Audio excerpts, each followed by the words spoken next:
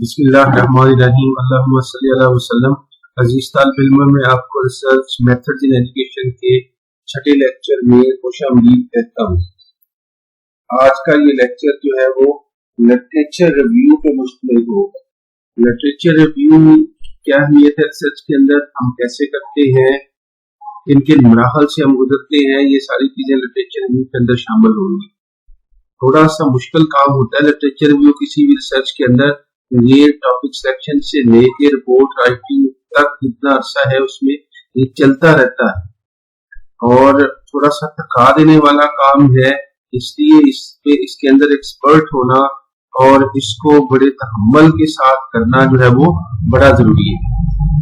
Literature review कहते किसे हैं? लिटरेचर रिव्यू के लिए आइए हम पीछे हमने एक शुरू में मिसाल पढ़ी थी मरियम की एज ए टीचर, उसी को दोबारा देखते हैं। Maryam needs to find and review the literature for her study on possession of weapons by the student in high schools because she has not spent much time in the university library. She compiled a list of questions for her advisor. Maryam एक teacher थी जिसको ये मसला पेश आया कि बच्चे school के अंदर हथियार वगैरह वेपन वगैरह लेके आते हैं, तो उसको उसने रिसर्च करनी थी। अब वो उस रिसर्च के लिए लिटरेचर रिव्यू करना चाहती। अब उसको पता नहीं है ज्यादा कि लिटरेचर रिव्यू करते कैसे हैं, क्योंकि उसने यूनिवर्सिटी की लाइब्रेरी में ज्यादा वक्त नहीं गुजारा, तो उसने फिर कुछ से सवाल बना दिए ताकि उसको समझ आ सके, जो अपने सुपरवाइजर से टीचर से पूछ सके लिटरेचर रिव्यू करने के लिए ये स्टेप्स या ये सवाल काफी है। वो सवाल कौन से? What is the literature review, where do I begin in conducting a literature review, what are the best material to include in my review and how do I locate them, is it worth my time to search the internet for literature। इस तरह से कुछ सवाल जो है वो आप भी लिटरेचर रिव्यू करने से पहले लिख सकते हैं और फिर किसी ये जो रोड मैप सा बन गया है इसी पे अमल करते हुए आप लिटरेचर का रिव्यू कर सकते हैं। Are there any shortcuts for identifying journal articles on my topic? Should I gather and summarize both quantitative and qualitative studies? How long should my literature review be?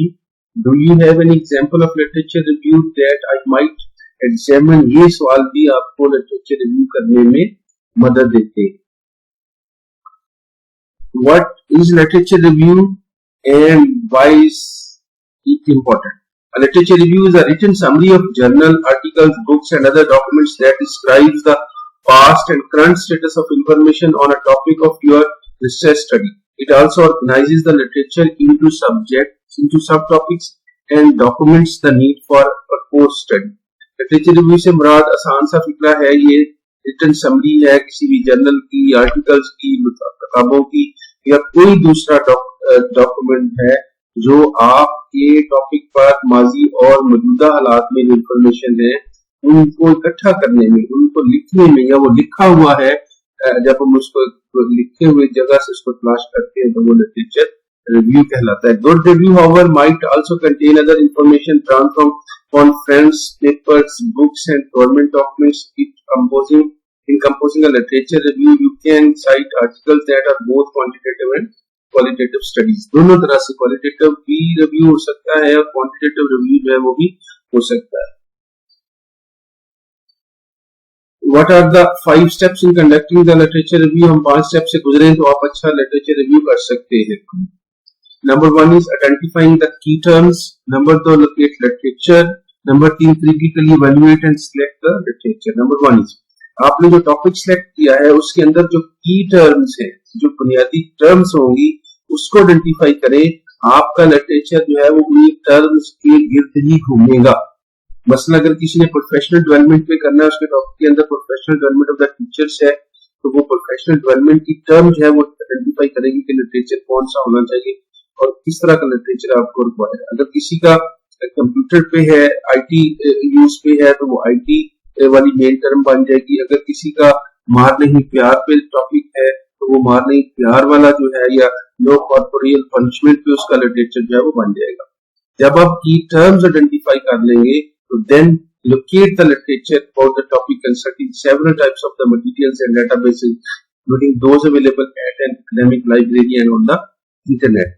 फिर आप इंटरनेट या बाकी जितने sources हैं उस पे अपना डाटा लोकेट करें कि मेरा डाटा जो है या मेरी इंफॉर्मेशन जो है या मेरा लिटरेचर जो है कहाँ कहाँ से मिल सकता है।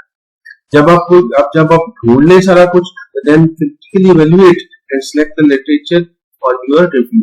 और उस लंबे चौड़े जो आपने आर्टिकल, किताबें, बुक्स, जर्नल्स, पेपर्स, कॉन्फ्रेंसेस से रेलिवेंट जब लोकेट कर लिया तो फिर उसको देखें कि आपके काम का उसमें कितना मुआद है, कितना मटीरियल है, उसको क्रिटिकली इवैल्यूएट करके हाईलाइट कर लें। Then organize literature you have selected by abstracting or taking notes on the literature and develop a visual diagram of it.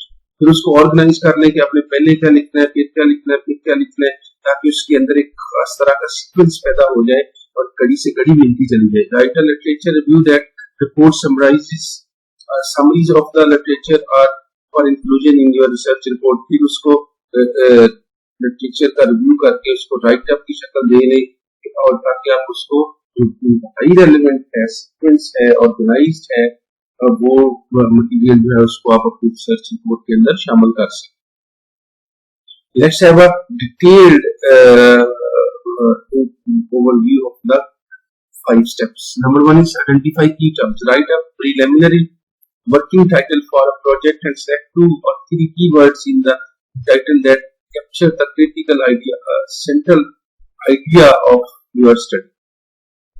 आपने जो टॉपिक बना लिया था उसको देखें, उसके अंदर जो दो की टर्म्स 2 या 3 बनती है उसको आइडेंटिफाई कर लें। Pose a short general research question that you would like answered in the study। Select 2 or 3 words in this question that best summarize the primary direction of the study। Look in the catalog of the terms to find words that match your topic। Visit online database that are typically available in college or university libraries। For example, one database is ERIC database। Go to the bookshelves in the college or the university library, scan the table of the contents of the education journal from the last 7 to 10 years and look for key terms in the title of the article। जब आपने key terms identify कर ली तो then ये मुख्तलिफ किस्म के sources हैं, वहां पे इन टर्म्स को मैच करके देखें, ढूंढें, जहां जहां पे आपकी टर्म जो है वो मैच कर जाए और उसके रिलेटेड आपको मटेरियल मिल जाए, उसको आइडेंटिफाई करें। Number 2, locate the literature। Having identified key terms, you can now begin the search for the relevant literature। You might be tempted to begin your search by asking the internet and exploring the electronic literature available on the topic। अब आपने topic को identify करना है, locate करना है, तो उसके लिए फिर मुख्तलिफ सोर्सेस हैं, इंटरनेट जैसे है या आपकी जो मैनुअल लाइब्रेरी है, वहां पे आप उसको सर्च कर सकते हैं। You might also begin your search by asking faculty or students to recommend good articles and studies to review। This approach may be helpful but it lacks the systematic process for searching library sources। आप उससे अपने दोस्तों से, teacher से, colleague से, even student से भी मदद ले सकते हैं कि वो आपको रेलेवेंट मटेरियल जो है उसको लोकेट करने में मदद दे। अपनी मटेरियल कहां से लोकेट हो सकता है। Number 1 is use academic libraries। A sound approach is to begin your search in a academic library by physically searching the texts, reviewing the microsecti and accessing the computerized database। You will save time because you will find comprehensive holding not available through the other sources। आप library के अंदर जा सकते हैं, library में ढूंढ सकते हैं, आपको कोई बुक मिल जाए, उससे पहले हुआ रिसर्च वर्क किसी का मिल जाए, या आप ज्यादा अच्छा ये है कि आप कंप्यूटराइज्ड जो डेटाबेसेस हैं उनको एक्सेस करें ताकि आपका टाइम है वो भी सेव हो सके। You can search the library material easily। In addition, from any location you can search the online library holdings of many large academic libraries। जैसे यूनिवर्सिटी ऑफ मिशिगन और यूनिवर्सिटी ऑफ कैलिफोर्निया की library है, हमारे HEC या higher education commission of Pakistan की जो library है उसको आप देख सकते हैं, तो see what books are available on your topic। Another useful library to search is the Library of Congress which contains most published books। अब तो बहुत सारी डेटाबेसेस, बहुत सारी लाइब्रेरीज जो है वो ऑनलाइन मौजूद है, यहाँ पर आपको एक्सेस समटाइम फ्री मिल जाती है और समटाइम पेड मिल जाती है, तो वहां से ज्यादा आसानी है कि आप अपनी इन मटेरियल को लोकेट कर सकते हैं। Use both primary and secondary sources. अब जो आपने मटेरियल लोकेट करना है उसमें आप दोनों तरह के सोर्सेज जो है वो लोकेट कर सकते हैं, प्राइमरी सोर्सेज को भी और सेकेंडरी सोर्सेज को। प्राइमरी सोर्स क्या चीज है? Literature review often contain both primary and secondary source materials. Primary source literature consists of literature reported by the individuals who actually conducted the research. Research articles published by the educational journals are an example of this type of source. Primary source of literature से मुराद ये है कि ऐसा source जो लिखने वाला करने वाला खुद बताए। जो रिसर्च, जैसे आपने रिसर्च किया है तो आप उसके प्राइमरी सोर्स हो। Secondary source literature it does not represent material published by the original researcher. Example of secondary sources are handbooks, encyclopedia.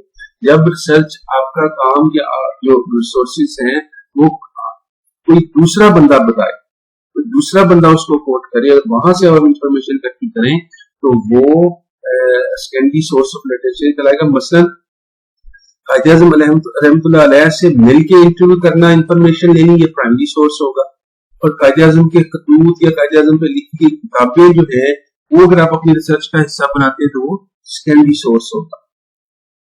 Such different types of the literature, from these broad summaries you can work your way up to journal articles, primary source, and to early stages literature found at the top.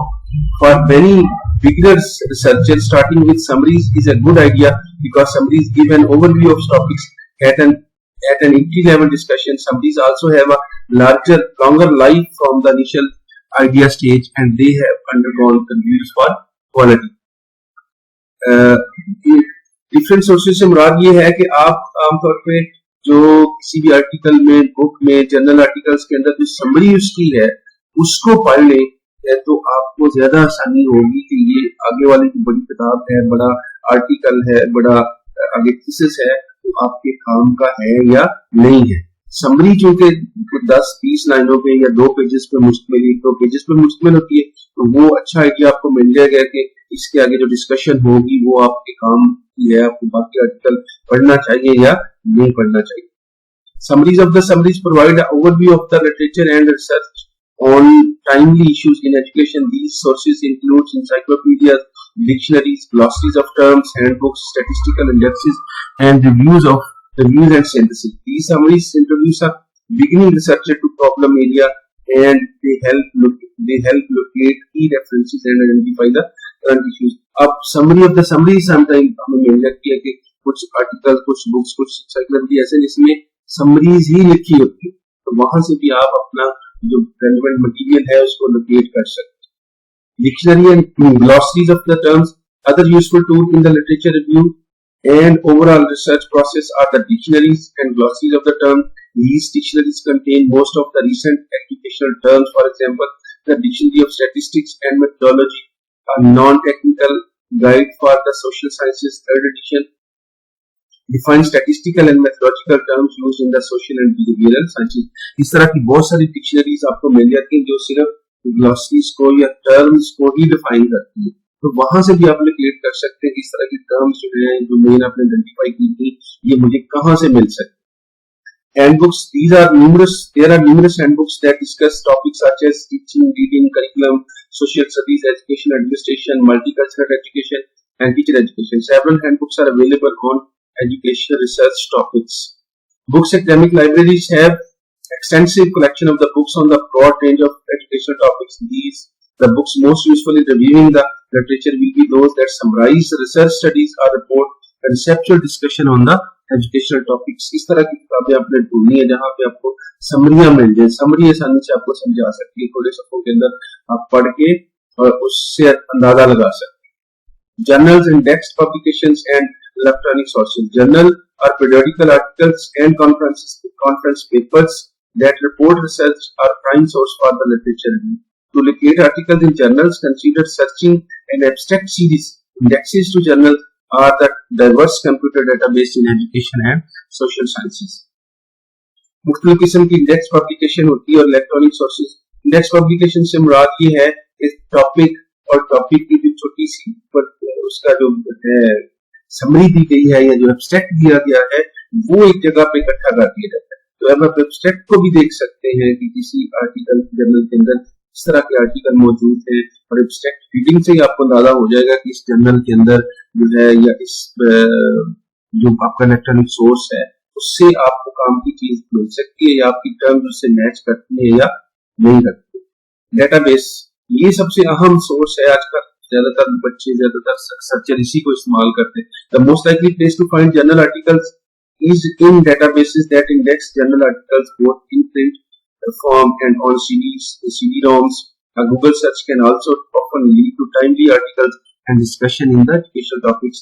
Latest आपको data मिल जाता है book छपने में, market में आने में देर लगती है, तो डेटाबेस जो है ये ज्यादा आसान है और ज्यादा प्रॉम्प्ट किस्म का सोर्स है जहां से आप लिटरेचर जो है उसको लोकेट कर सकते हैं। Education documents allowed into the ERIC database are selected mainly by reviewers at 16 sub content clearing house। ये डेटाबेस की एग्जांपल दी गई है कि किस तरह से कितने परसेंट लोग जो है वो इलेक्ट्रॉनिक डेटाबेस जैसे ERIC है उसको लिटरेचर रिव्यू के लिए इस्तेमाल करते हैं। ERIC database consists of two parts: journals located in the current index to journal in education and documents found in sources in education। ये भी उसी की एग्जांपल है किस तरह से ERIC काम करता है। ये भी एक इंफॉर्मेशन डेटाबेस है। EBSCO इंफॉर्मेशन सर्विस है, is worldwide information service that provides print and electronic subscription services research database development and production and online access to more than 150 databases and thousand of journals. इस पे भी आपको बहुत सारे journals और बहुत सारे सोर्सेज और बहुत सारी इंफॉर्मेशन जो है वो आपके लिटरेचर के मुताबिक मिल सकती है। ये फॉर एग्जांपल 2-3 मैंने बताई है।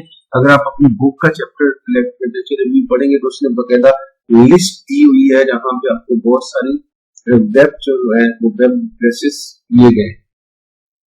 Now let's the third step, critically evaluate and select the literature. अब जो आपने जितना डाटा इकट्ठा कर लिया मुख्तलिफ डेटाबेसेस से, मुख्तलिफ बुक से, रिसर्चेस से, आर्टिकल से और थीसिस से, तो उसको आप क्रिटिकली इवैल्यूएट करें कि आपके काम का जो है वो कितना हिस्सा आपके काम का है।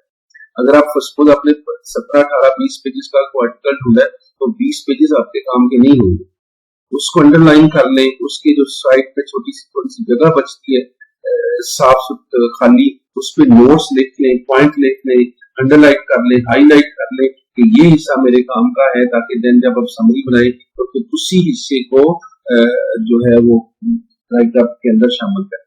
Let's turn to the major steps in conducting a literature review. The process begins with identifying keywords and locating the sources. Once you locate the literature, you need to determine if it is good source to use and whether it is relevant to your particular research. उसको critically आपने करना है और ये सवाल आपको मदद देंगे critically evaluate करने में। Is it a good accurate source? It sometimes comes as shock to beginning researchers that even though a study has been published, it may not be worthy for including literature review. Some guidelines are helpful to make careful selection of the literature. कई दफा हम सारी मेहनत कोशिश कर लेते हैं और पता ये चलता है कि ये तो मेरे टॉपिक से रेलेवेंट सोर्स है ही। Is it relevant whether a source is highly quality and worthy of inclusion in a literature review is one consideration. An entirely separate question is whether the literature is relevant to use. You might read a literature you have selected, noting the titles of the articles, the content of abstracts at the beginning of the material if they are present, and major headings in the study. तो relevancy भी बड़ी जरूरी है, अगर relevant नहीं होगा तो फिर वो सारी प्रैक्टिस ऐसी जाया चली जाएगी। टॉपिक रेलिवेंस, रेलिवेंस हम किस में देखते हैं? हम सबसे पहले टॉपिक को रेलिवेंस करेंगे। Does the literature focus on the same topic as your proposed study? Individual and site relevance. Does the literature examine the same individual or sites that you want to study? Problem and question relevance. Does the literature examine the same research problem that you propose to study? Does it address the same research question you plan to address? Accessibility relevance. Is the literature available in your library? You can download it from a website. तो ये मुख्तलिफ किस्म के सवाल हैं 4-5 जो आपको guide करेंगे कि आपका लिटरेचर रेलेवेंट है या नहीं है। अगला मरहला जो है वो ऑर्गेनाइज करने का है। Organize the literature. Once you have located the literature, assessed its quality and checked it for relevance, the next step is to organize it for a literature review. The process involves photocopying and filing the literature, reproducing, downloading and filing. आपने फाइलें बना ली, computer में रख ली, आपने उसको identify कर लिया, underline कर लिया, तो अब उसको ऑर्गेनाइज करना है कि पहले क्या लिखना है, पहला पैराग्राफ, दूसरा पैराग्राफ, तीसरा पैराग्राफ, पहला सफा, दूसरा, तीसरा, पहला चैप्टर उसका इंट्रोडक्शन, फिर आगे ये सीक्वेंस जो बनाएंगे तो ये कहलाता है organizing the literature. Reproducing, downloading and filing. After locating books, journals, articles and miscellaneous documents such as the educational documents in Arith available online in library, you should make copies of the articles, scan the articles or download the articles as PDF or some other files and develop some system to easily retrieve the information. इसमें जो एहतियात करने की है अजीज तालिब इल्म ये है कि समटाइम हम एक आध लफ्ज देख के समझ लेते हैं कि ये हमारे काम का आर्टिकल है और उसकी फोटोकॉपी करवा लेते हैं, और फोटोकॉपी पे पता है आपको अच्छा खासे पैसे लग जाते हैं, लेकिन जब उसको पढ़ना शुरू करते हैं तो पता चलता है कि जी एक पेज काम का था, बाकी 10 पेजेस मैंने काम में फोटोकॉपी करवा दी। तो बड़ा जरूरी है केयरफुल हो जाएं, बहुत एहतियात के साथ जब फोटोकॉपी करवाने लगे तो सिर्फ उसी आर्टिकल की फोटोकॉपी हार्ड कॉपी करवाएं जो आपको बहुत ज्यादा आप समझते हैं कि मेरे टॉपिक से रेलेवेंट है, और उसको मैंने कॉपी पेस्ट करके या उसको लिख के अपने रिपोर्ट में शामिल करना है, बाकियों की फोटोकॉपी ना करवाएं। Taking notes and abstract studies during the process of reading the literature, researchers take notes on the information so that a summary of the literature is available for written review। ये मैंने बता दिया है कि आप उसके नोट्स बनाते जाएं, जो साइडों पर जगह बचती है उस पे लिखते जाएं अपने तौर पे, जैसे आप ना समझते हैं कोई रजिस्टर ले लें उस पे उसकी नोट टेकिंग करते हैं। This note taking is often an informal procedure in which the researcher identify important ideas about the article और material and writes rough notes about each source of information.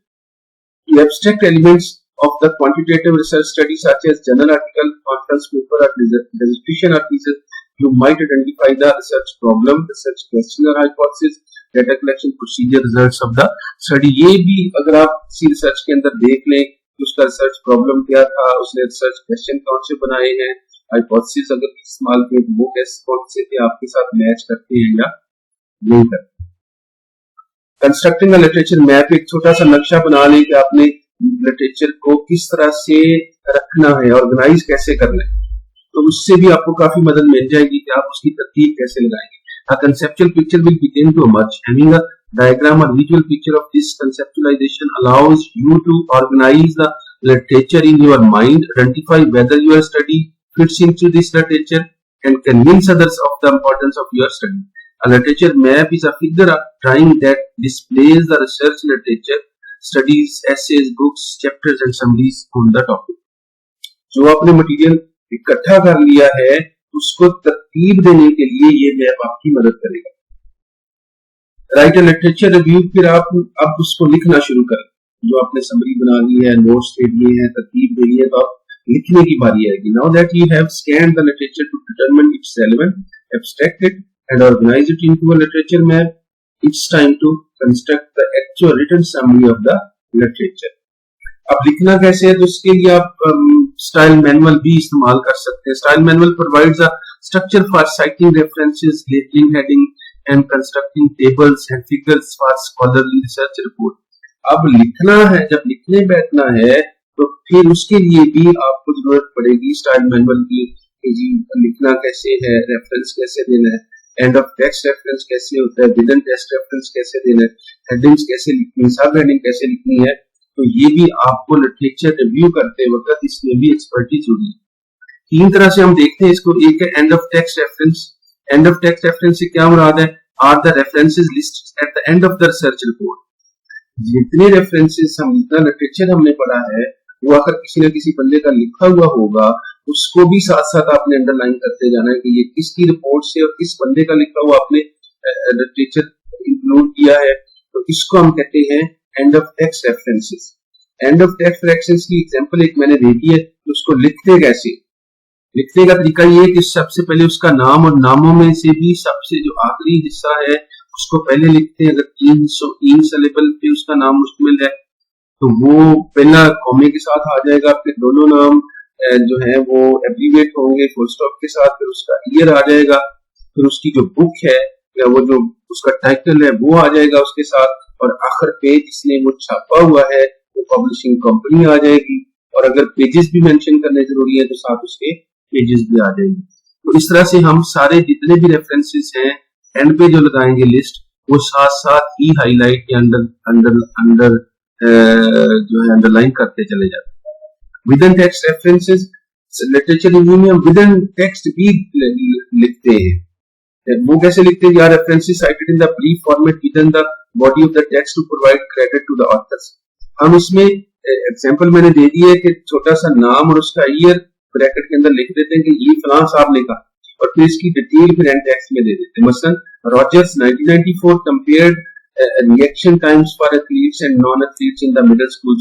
तो ये एक रॉजर साहब हैं, तो उनका नाम जो है वो विद इन टेक्स्ट कैसे रेफरेंस में देना है।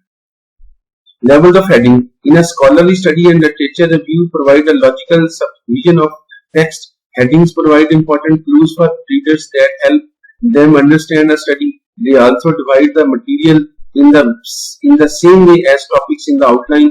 In APA style, the maximum number of the heading level is 5 तक आप दे सकते हैं। अजीज तालिब मुझे कभी उम्मीद है कि इस लिटरेचर के रिव्यू से जितनी हमने इस लेक्चर के अंदर देखा है, अगर आप इसको गौर से और तसल्ली से पढ़ेंगे और फिर वो जो आपकी बुक का चैप्टर है उसको भी एक दफा रीडिंग दे लेंगे, तो मुझे बहुत ज्यादा उम्मीद है कि आप लिटरेचर रिव्यू को लिखना करना और उसके जितने स्टेप्स हैं इंशाल्लाह आपको समझ आ जाएंगे और आपको एक्सपर्ट भी आ जाएंगे। हम सबका हम नासर।